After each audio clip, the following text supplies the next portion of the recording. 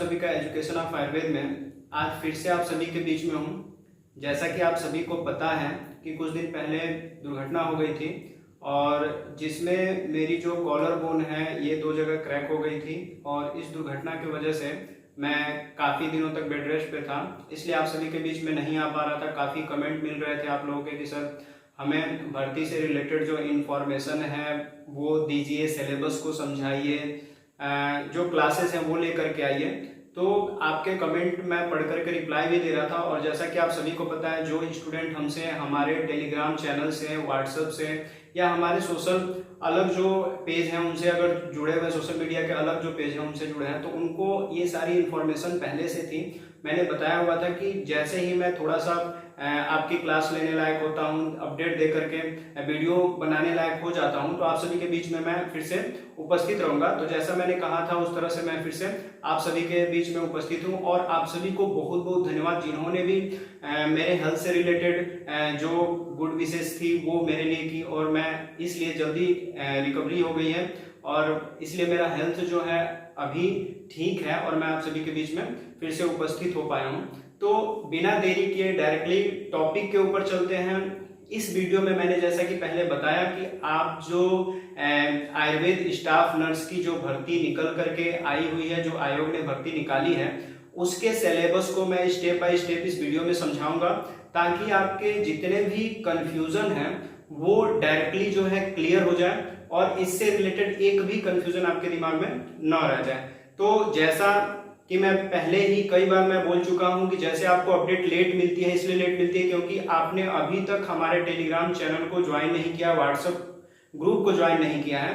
तो वीडियो के डिस्क्रिप्शन में चले जाइएगा। अगर आपने अभी तक टेलीग्राम चैनल नहीं ज्वाइन किया है या दूसरे जो सोशल अकाउंट्स हैं उनको आपने नहीं ज्वाइन किया है, तो आप वीडियो के डिस्क्रिप्शन में आपको सभी सोशल जो साइट्स हैं उसके आपको लिंक मिल जाएंगे, आप वहां से ज्वाइन हो जाइए।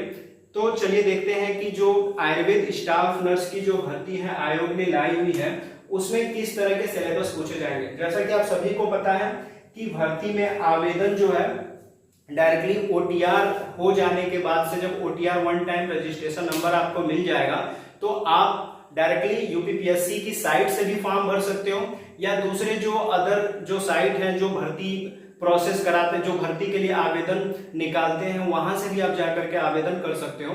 तो ओटीआर करने के बाद ही ओटीआर नंबर से आपका जो फॉर्म है वो भरा जाएगा। ओटीआर की भी अपडेट मैं दे दूंगा नेक्स्ट वीडियो में और ये भी बता दूंगा कि कैसे फॉर्म में क्या चीजें लगेंगी।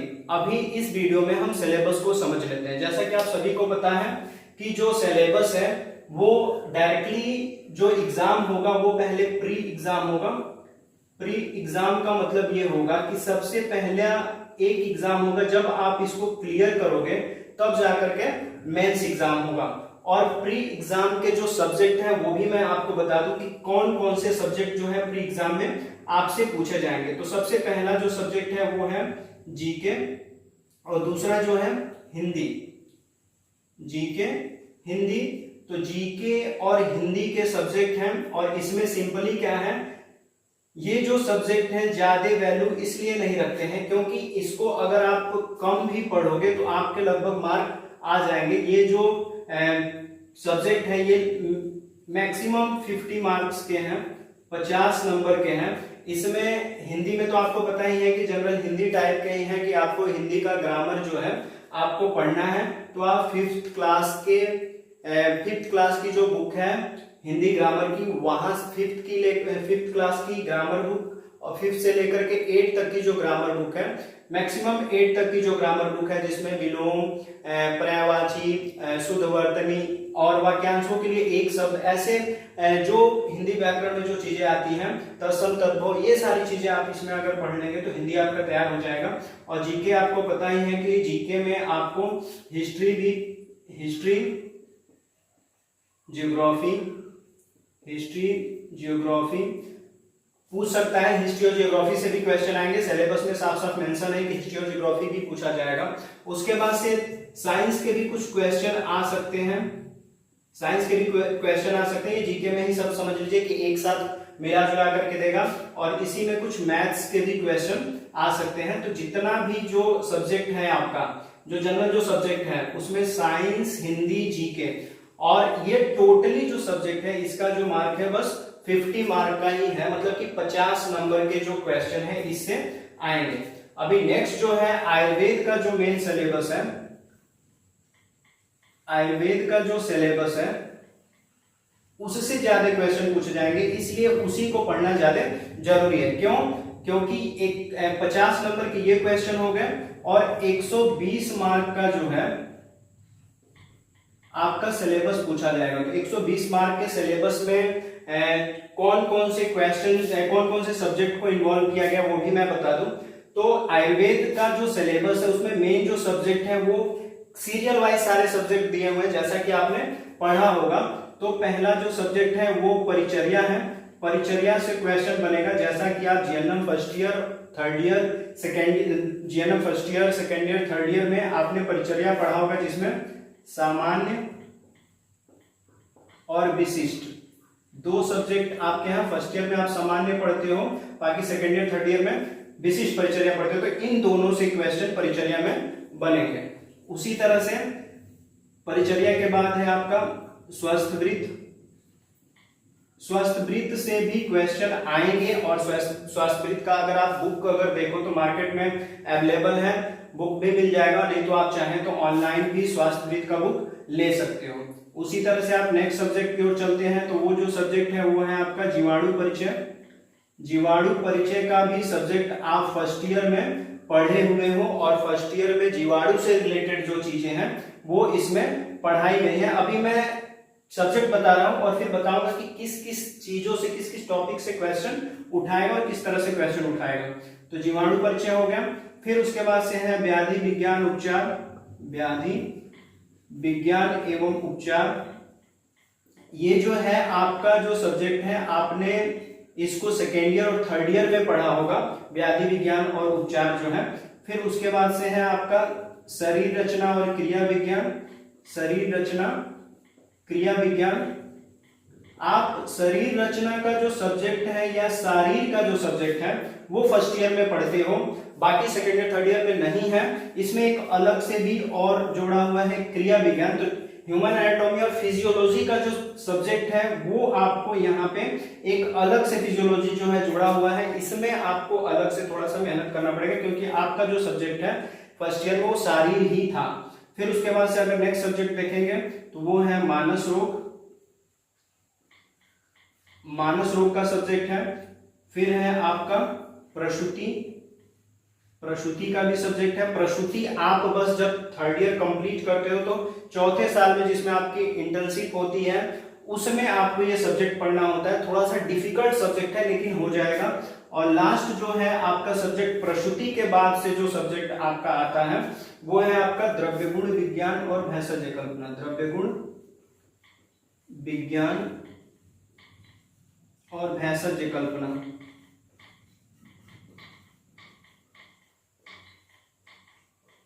द्रव्य गुण विज्ञान और भेषज कल्पना। तो टोटली 8 सब्जेक्ट है और 8 सब्जेक्ट से 120 मार्क के जो क्वेश्चन, 120 कह रहे हैं, 8 सब्जेक्ट से 120 क्वेश्चन पूछे जाएंगे। 8 सब्जेक्ट से कितने क्वेश्चन पूछे जाएंगे? 120 क्वेश्चन पूछे जाएंगे। और ये जो क्वेश्चन होंगे 60 मार्क्स के होंगे। कितने मार्क्स के होंगे? 60 मार्क के क्वेश्चन होंगे। और यहाँ पे भी थोड़ा सा करेक्शन कर लेते हैं, यहाँ पे जो क्वेश्चन आएंगे वो 50 क्वेश्चन होंगे, 50 क्वेश्चन होंगे। और 50 क्वेश्चन में अगर आप देखिएगा तो 10 क्वेश्चन जो है आपका टोटली 10 क्वेश्चन जीके का हो जाएगा और 15 क्वेश्चन हिंदी के हो, 10 मार्क के जो है जीके क्वेश्चन होंगे और 15 मार्क के हिंदी के। तो लगभग 25 मार्क के ये क्वेश्चन हो जाएंगे। तो टोटल जो पेपर है आपका, टोटल पेपर जो है 85 मार्क्स का है, 85 मार्क्स का टोटल पेपर है। और इस हिसाब से आपका जो पहला जो प्री एग्जाम जो है, हम बार बार कह रहे हैं कि ये प्री एग्जाम का सिलेबस है, प्री एग्जाम का जो सिलेबस है इस तरह से है। और इसमें जो क्वेश्चन है 120 क्वेश्चन आपके आयुर्वेद सिलेबस से आएंगे और 50 क्वेश्चन जो है जनरल जो सब्जेक्ट है, जिसमें जीके है, हिंदी है, साइंस है, मैथ है, हिस्ट्री है, ज्योग्राफी है, मिलाकर के आपको लगभग 25 नंबर का जो है क्वेश्चन आपका बनेगा। 50 क्वेश्चन बनेंगे और 25 मैंने आपको यहाँ पे बताया इससे क्वेश्चन बनेंगे। एक और बात मैं आपको बता दूं कि पूरा जो प्री एग्जाम है वो माइनस मार्किंग के ऊपर, माइनस जो मार्क है उसके ऊपर बेस्ड है, माइनस मार्क के ऊपर बेस्ड है। मतलब अगर आप एक क्वेश्चन गलत कर देते हो और एक क्वेश्चन सही कर देते हो तो एक सही क्वेश्चन पे आपको 0.5 मार्क मिलेगा और अगर एक गलत करते हैं तो 0.25 मार्क जो है कट जाएगा। मतलब टोटल जो है इस हिसाब से ही आपका जो पैटर्न है होगा। तो माइनस मार्किंग है, इसलिए जब तक आपको क्वेश्चन का आंसर पूरी तरह से क्लियर ना हो तब तक आप आंसर मत दीजिए या आप ओएमआर सीट पे उस आंसर को सिलेक्ट मत कीजिए या उस पर टिक मत कीजिए। तो माइनस मार्किंग इसलिए जब तक पढ़ेंगे नहीं तब तक आपका नहीं होगा। और 85 नंबर का टोटल पेपर है और टाइम है आपका, समय है 2 घंटे, टाइम है आपका 2 आवर्स, मतलब कि 2 घंटे समय है, 2 घंटे में आपको 85 क्वेश्चन करने हैं और पूरा सिलेबस मैंने आपके सामने रख दिया। इस तरह से ये सिलेबस है, ऐसे इससे क्वेश्चन बनेगा और आपको पढ़ करके ही, अगर आप पढ़ेंगे तभी जाकर के आप प्री एग्जाम निकाल पाओगे, नहीं तो नहीं निकाल पाओगे।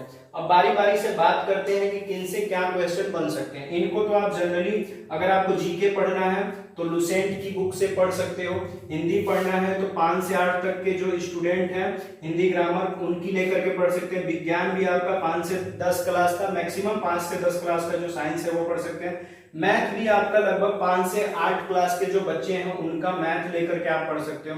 हिस्ट्री आपकी जो मेडिवल हिस्ट्री है, मध्यकालीन इतिहास है ये, और भूगोल जो है साधारण भूगोल भी आप अगर पढ़ लेंगे तो ये आपका तैयार हो जाएगा। और उसी तरह से अगर परिचर्या का सब्जेक्ट की बात करें तो परिचर्या में आपने क्लास अगर किया होगा तो आपको पता होगा परिचर्या किस तरह का क्वेश्चन है। हॉस्पिटल में, अस्पतालों में जो भी काम आपके द्वारा, मतलब कि नर्स के द्वारा कराए जाते हैं, जैसे बिस्तर कैसे तैयार किया जाता है, रोगी को दवा कैसे दिया जाता है, रोगी को भोजन कैसे कराया जाता है, रोगी की साफ सफाई कैसे की जाती है, अस्पताल की साफ सफाई कैसे होती है, ये सारे जो क्वेश्चन है, बैंडेज कैसे किया जाता है, इंजेक्शन कैसे लगाया जाता है, इंजेक्शन कितने प्रकार के हैं, ये सारे जो क्वेश्चन है इस सब्जेक्ट से बनेंगे। मतलब कि ये पूरा जो क्वेश्चन बनेगा इससे वो प्रैक्टिकल होगा, प्रैक्टिकली जो क्वेश्चन है वो इससे बनेगा। उसी तरह से अगर स्वास्थ्यविद की बात करें तो ये प्राचीन आयुर्वेद के ऊपर आधारित है। अगर आपने क्लास किया होगा तो आपको पता होगा, नहीं भी पता होगा तो मैं बता दूं किस तरह के क्वेश्चन इसमें पूछेंगे, किस किस टॉपिक से पूछ सकता है। तो जैसे दिनचर्या क्या है, दिनचर्या में जैसे आप पढ़े हुए हो ब्रह्म मुहूर्त जागरण आपको बताया गया है, ऊषा जलपान बताया गया है, दंत धामन बताया गया, स्नान बताया गया है, अंजन बताया गया है, और उसी तरह से मुख प्रचालन बताया गया है, ऋतु परिचर्या है आपका, रात्रि चर्या है, ठीक, ऋतुचर्या है, रात्रिचर्या है, तो ये सारे सदोपचार है इसमें, और इसी तरह से आहार है।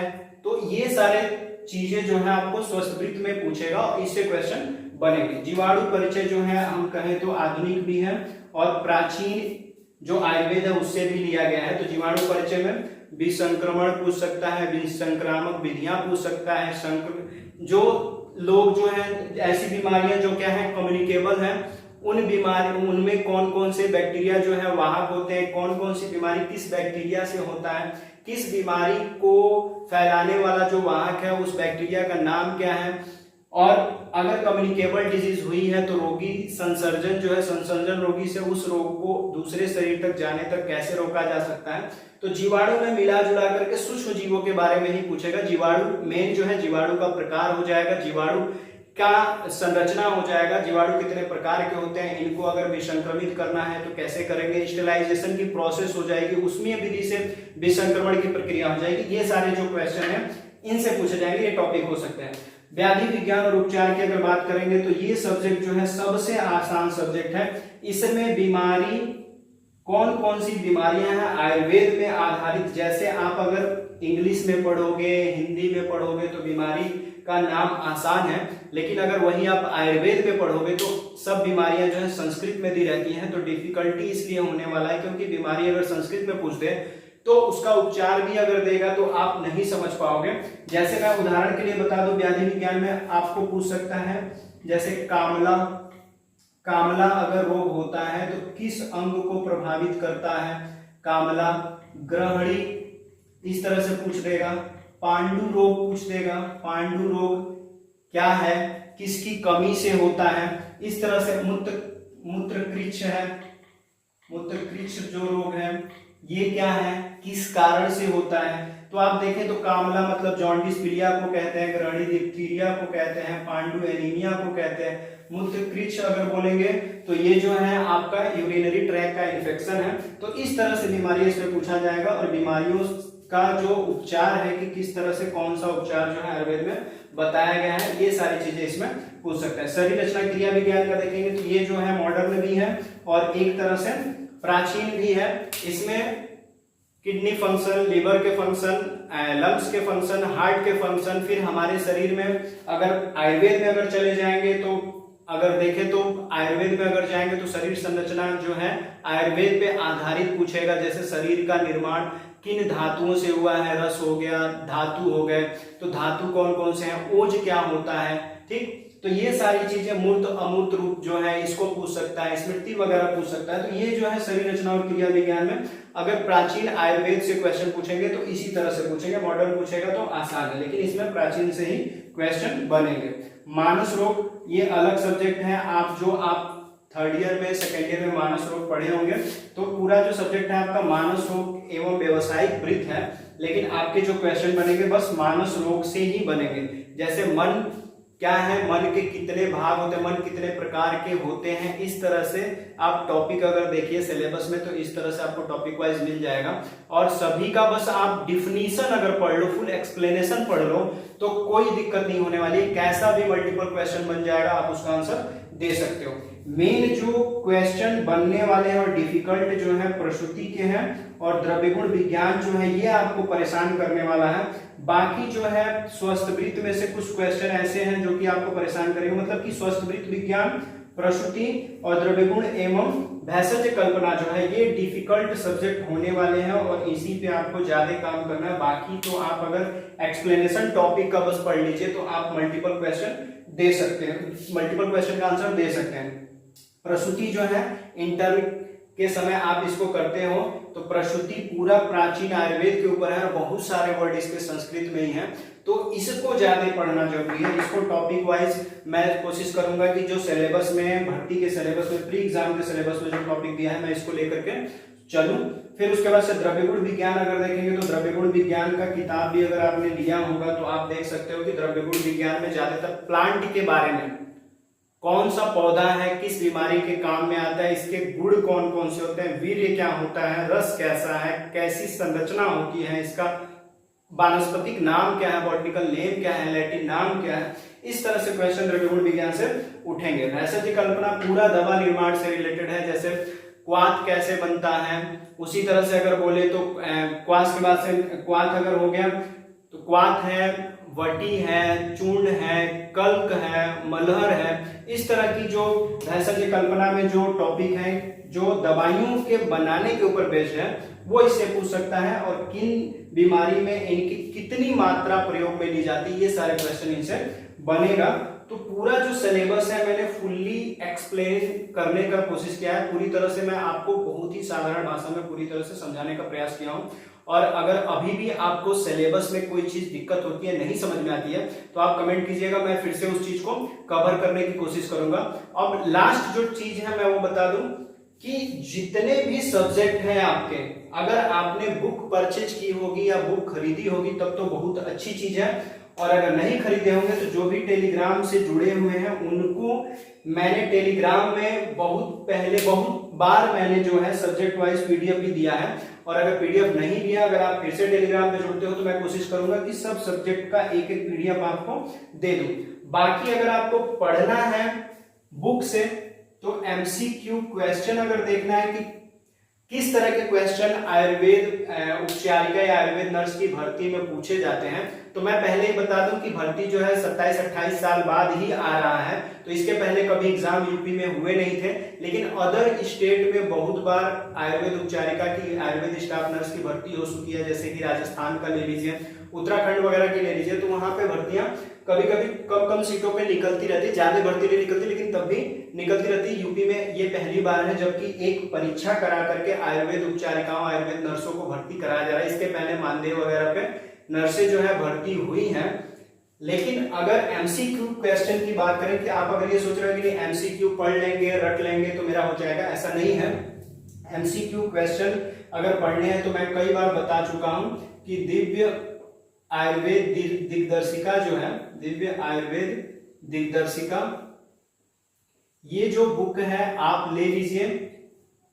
और ये जो बुक अगर आप ले लेंगे ऑनलाइन अगर किताब ले लोगे तो इसमें हर स्टेट में जो एग्जाम हुए हैं आयुर्वेद नर्सों के या कंपाउंडर के, तो उसको क्वेश्चन को समझने के लिए आपको मिल जाएगा।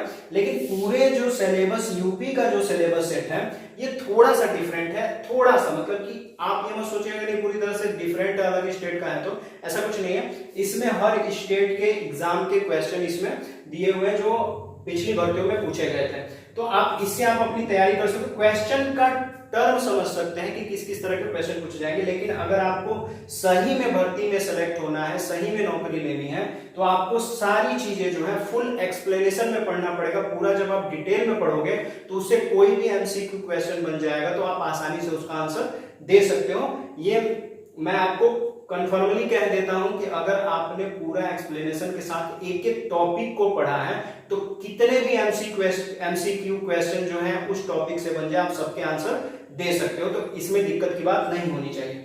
तो अगर आप 85 नंबर के इस पूरे सिलेबस को पढ़ लेते हो और बढ़िया से प्रिपरेशन कर लेते हो, तो अगर कट ऑफ कितना भी हाई चला जाता है, लेकिन मुझे लग रहा है कि कट ऑफ जो है जनरल के लिए जो कट ऑफ है वो मैक्सिमम, मैं इस भर्ती की बात बता रहा हूं जो यूपी में आयुर्वेद नर्स की जो भर्ती हो रही है, तो जनरल का अगर कट ऑफ अगर हम देखें प्री एग्जाम का, तो 85 नंबर टोटल मार्क है। तो जनरल कट ऑफ जो है लगभग 65 मार्क जाने वाला है, लगभग 65 नंबर आपका कट ऑफ इसमें जाएगा। उसी तरह से जनरल ओबीसी का सेम है, इसमें थोड़ा सा भी डिफरेंस मत समझिएगा। उसी तरह से अगर एससी की बात करें तो एससी के लिए भी कट ऑफ जो है लगभग 40 से 45 नंबर जाने वाला है।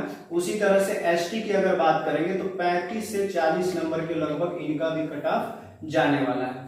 और अभी तक अगर आपने अभी तक तैयारी करना शुरू नहीं किया होगा तो फिर अभी भी समय है आपके पास, आप चाहें तो मेहनत करके तैयारी कंप्लीट कर सकते हो, क्योंकि तैयारी जिनकी रहेगी उन्हीं का सिलेक्शन भी होगा। अच्छी तरह से आपको पता होना चाहिए। सीटें कम हैं, जैसा कि आपको पता है कि 252 सीटें जो हैं वो फीमेल्स की हैं और 48 जो सीटें हैं वो मेल की हैं।